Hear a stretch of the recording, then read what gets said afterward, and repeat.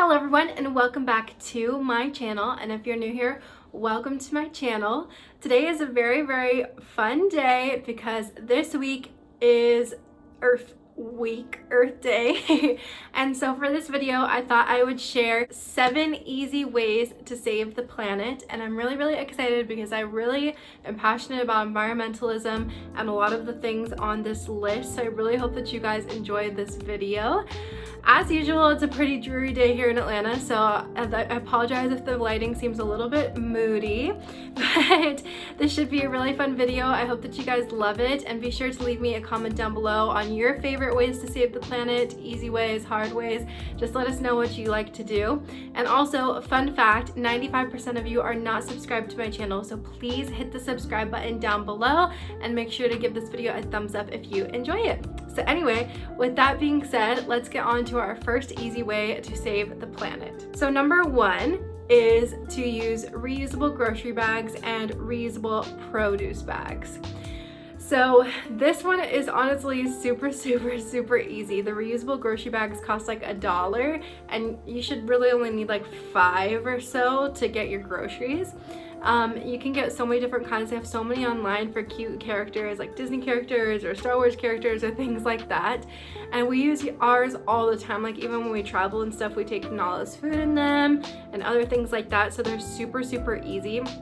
The produce bags, honestly guys, I had planned to get a lot of this stuff for this video to show you, but unfortunately with COVID-19 I am trapped in my house and a lot of these things are not available. So I just picture with me reusable produce bags. They do have them at TJ Maxx. The last time I was there I saw them and I really wanted to get them, but I held off. So next time I go, I'm probably gonna get the reusable produce bags.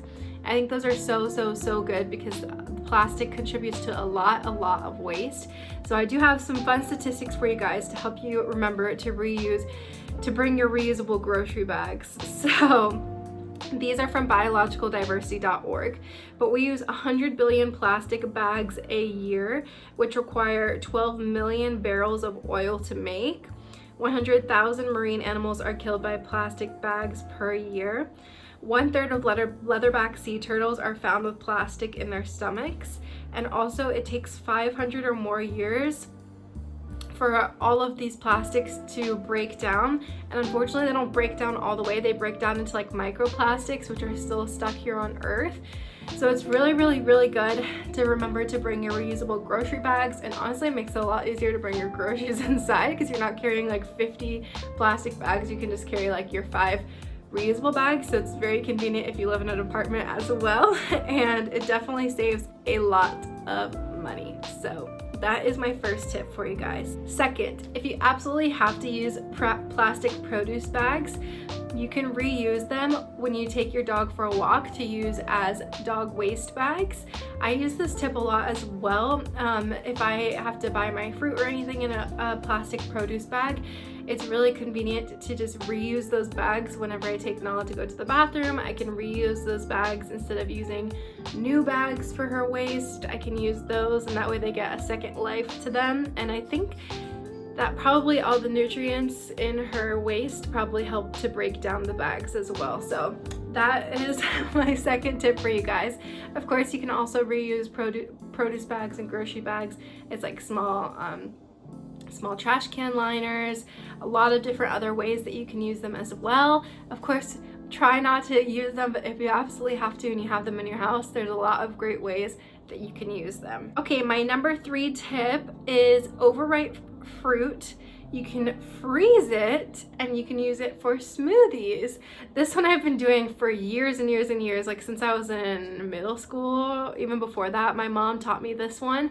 So like, you know, when your bananas get super brown and you're just like, that's disgusting, that's not even good for banana bread, I'm gonna toss it out. Well, it's really good to save that fruit and to freeze it, and then when you make a smoothie, you can use that fruit in your smoothie. And I actually like doing this more than using like regular fruit and ice, because you can fit more fruit into the cup because you're not you don't have to fill it with ice because the fruit is frozen.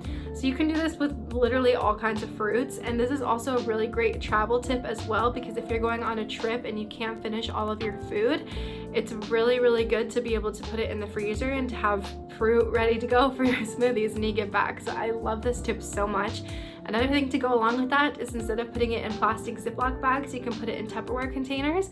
That's what I do. I have one in my freezer right now full of bananas, mangoes, pineapples, and raspberries. So I have a lot of fruit to use for my smoothies, and that is just so convenient. So I have some fun facts about food waste. Americans discard 40 million tons of food per year, which is equivalent to 219 pounds per person of food.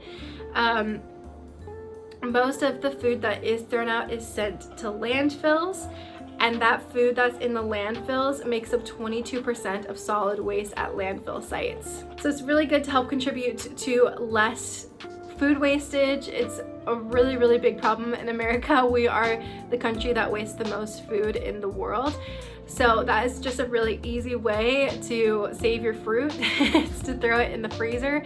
I assume you could probably do this with veggies and things like that, but of course, don't use anything that's like expired because that will just not be good for you. But it's a really, really easy way, and I am a huge, huge fan. It makes my smoothies taste delicious. My next tip, number 4, is to use less plastic with soap and cleaners, etc. This one I'm not good with at all, but I really want to look into it more once the whole coronavirus situation is over, because there's a lot of plastic that we use, like with our toothbrushes, our toothpaste, our shampoo and conditioner bottles, our body wash. We use plastic in basically everything. And I've been doing some research about different companies that you can actually buy like glass bottles, and then every couple months or so they send you a glass bottle with cleaner in it, and you basically put the cleaner in the glass bottle and mix it with water. So you're basically making your own like multi-purpose solution, glass cleaner, things like that. And then that way you're not using plastic bottles every time you have to go get those things, because they send you refills in like glass containers or little like tablets that you can put in there. So I think that is so convenient, and I definitely want to invest in that one day. Right now, unfortunately, neither of us is working, and I don't even think that they're sending those things out, but that is a great way that you can invest in the planet and in using less waste. And also they say from these websites that you're actually saving a lot of money because you don't have to refill them as often, because they come in little like, what's the word I'm thinking of, like solution packs, and then you just mix it yourself, so you actually use a lot less. So I really love that idea. That is super convenient, and also I just think that it's a lot more aesthetically pleasing to not have like all of your bottles with labels and stuff, because they also do hand soap and all of that other stuff. So I'm definitely going to be looking into that one day, because I think that is such a great idea. My next idea, number 5, is to use reusable water bottles. This is probably the easiest thing that you could possibly do.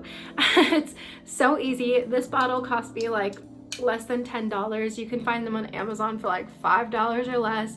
You can buy them at grocery stores. I got this one at Publix. You can see it's been with me through quite a bit. I've dropped it. It's dented, but it still works perfectly fine. This is the brand, I know it has the name on it, Manna, M-A-N-N-A. And I really like it. It keeps it really well insulated. But so many people use plastic water bottles, and it is so bad for the environment. And I have to admit, I'm really bad because I do drink a lot of like canned drinks, like sparkling water and things like that. But the plastic, I think, honestly could be a lot worse, because the water you can just get from your faucet, whereas like sparkling water you can't. And I do want to get a soda stream one day, because I feel like that will cut down some of the waste that we use for cans.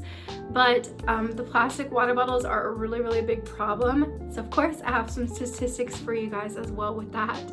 So 80% of the plastic bottles that we buy end up in landfills, which is 2,190 bottles per year per person. So I calculated this by basically assuming, so I drink about 100 ounces of water per day, and so I did the math of how many ounces from plastic bottles, how many bottles that would be per day, and then I multiplied the number of bottles by 365 days a year. So that's 2,190 bottles per year per person. So that is incredible to me because I have been drinking from these for a very, very, very long time. So I feel proud of myself that I have not put that many plastic bottles in the world per year. And this is just like if you drink the right number of ounces. If you like, you know who you are, because I used to do this too. If you like open a bottle and drink like half of it and then leave it on your nightstand, then go get another one, drink half of it, leave it on your nightstand, and then you have like 8 bottles in your room, you end up wasting a lot more. So definitely reusable water bottles are super, super helpful. I think that they're also really convenient to take on trips and stuff because they can just fit more. So that's really nice to be able to just carry them in your bag. I brought this one to the Bahamas, to Nashville, a lot of different places, I think Seattle too.